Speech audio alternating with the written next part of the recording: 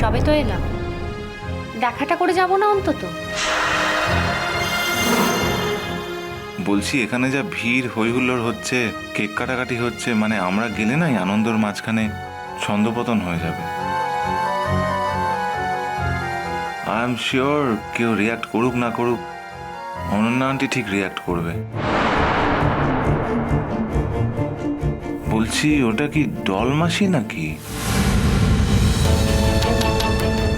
ওই অনন্যা আন্টির বোন অনেক ছোটবেলায় দেখেছিলাম। মামা দেখো না, ডলমাসি নাকি? হ্যাঁ, ওই তো ডল।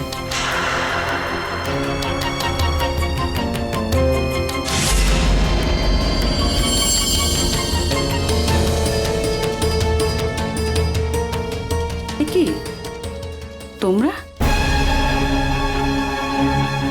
হ্যাঁ, আমরা ওই একটু খাবার বানিয়ে এনেছিলাম। আসলে আমরা আজকে কিন্তু বাইরে কাউকে ইনভাইট করিনি।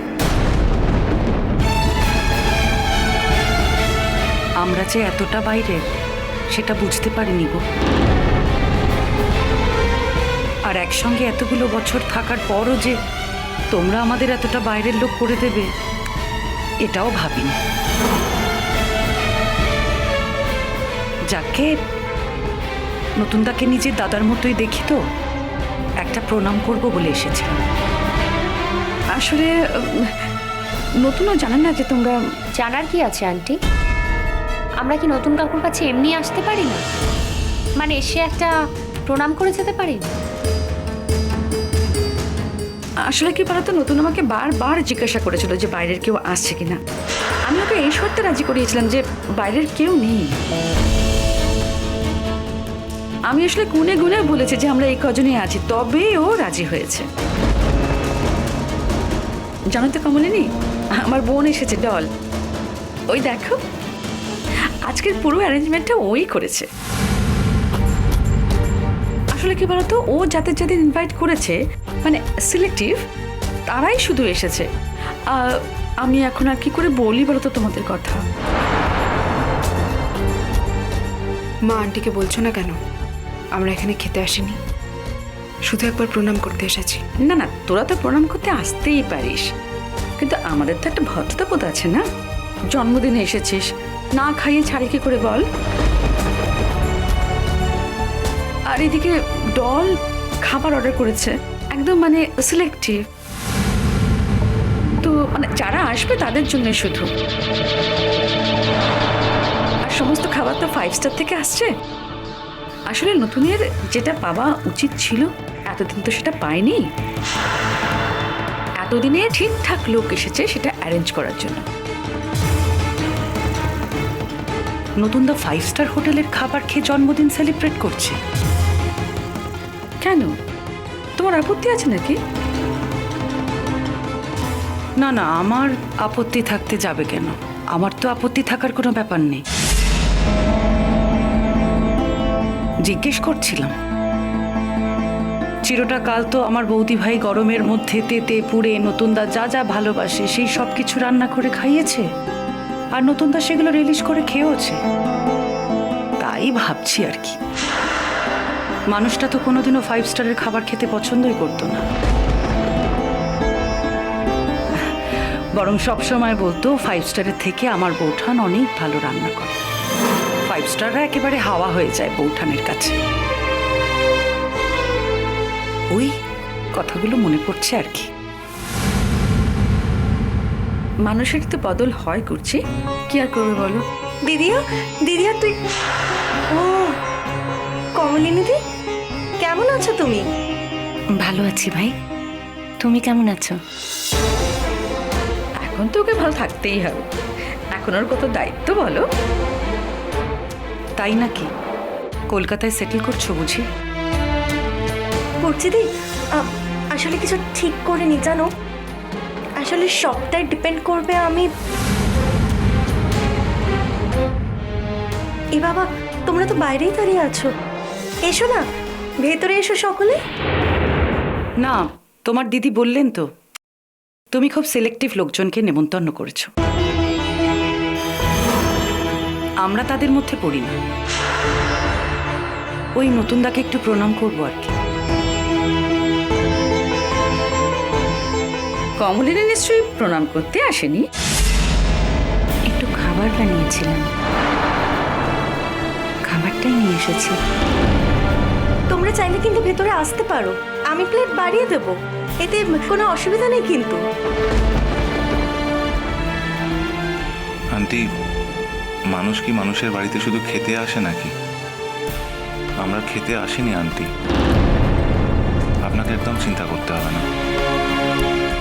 মা, এখানে দাঁড়িয়ে দাঁড়িয়ে এভাবে অপমানিত হতে ভালো লাগছে তোমার? চলো না, দেরি হচ্ছে তো। খাবারটা নিয়ে এসেছো, খাবারটা দিয়ে দাও, চলো। যাচ্ছি মিঠি, আজ এই শুভ দিনে তোমাদের আর বিরক্ত করব না। এই খাবারটুকু যদি একটুখানি দিয়ে দাও। আচ্ছা রেখে দাও, আমি দিয়ে দেবো, দাও।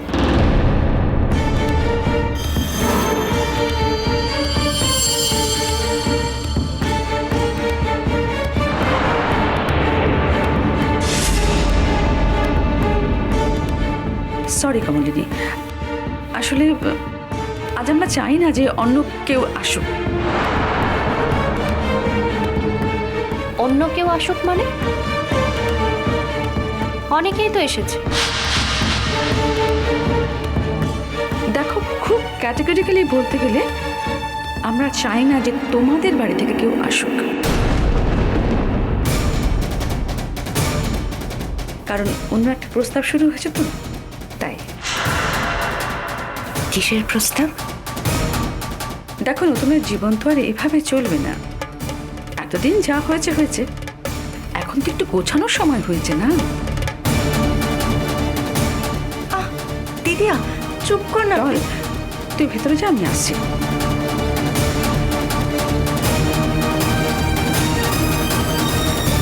দেখো কমলিনী, ডলের সঙ্গে নতুনের অনেক কাল আগেই বিয়ে হতে পারত। তখন নতুনের চোখ মন অন্যদিকে ছিল তো, তাই বিয়েটা হয়নি। আর এদিকে ডলেরও বিয়েটা ম্যাচ করলো না, ডিভোর্স হয়ে গেছে, এখন ওখানে একাই থাকে। তাই আমরা ঠিক করেছি যে ডল আর নতুনের লাইফটা এবার সেটেল করে দেবো। ওদের দুজনের বিয়ে দেবো ঠিক করেছি।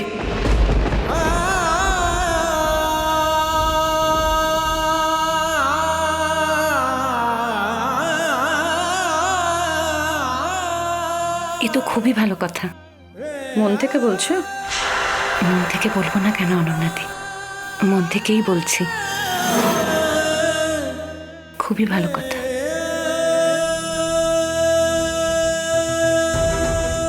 নতুনদা রাজি হয়েছে? আচ্ছা, কি আশ্চর্য, নতুন রাজি না হলে কি ওকে দিয়ে জোর করে বিয়েটা করাতে পারতাম? ও, কাকিমা এগোবে তো? অন্যের ফ্যামিলির গল্প শুনে তোমার কি লাভ? বিশেষ করে যে ফ্যামিলিতে তোমারই কোনো জায়গা নেই। তখন থেকে বলছি চলো চলো চলো, খাবারটা তো দেওয়া হয়ে গেছে। অন্য লোকের পার্সোনাল লাইফের কথা শুনে কি হবে বলো তো? চলো না এখান থেকে। ঠিক আছে অনন্যাদি, তাহলে তুমি এই খাবারগুলো একটু দিয়ে দিও। পায়েস আছে এতে, নতুন ঠাকুরপুর নাম করেই তো করেছি, তোমরাও খেও, বেশি করেই আছে।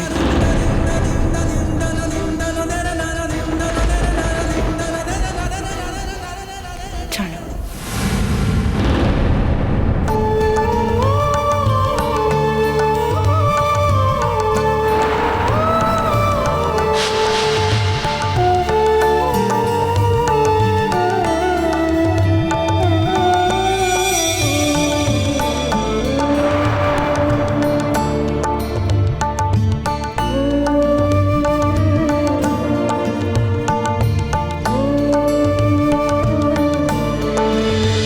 চিরসখা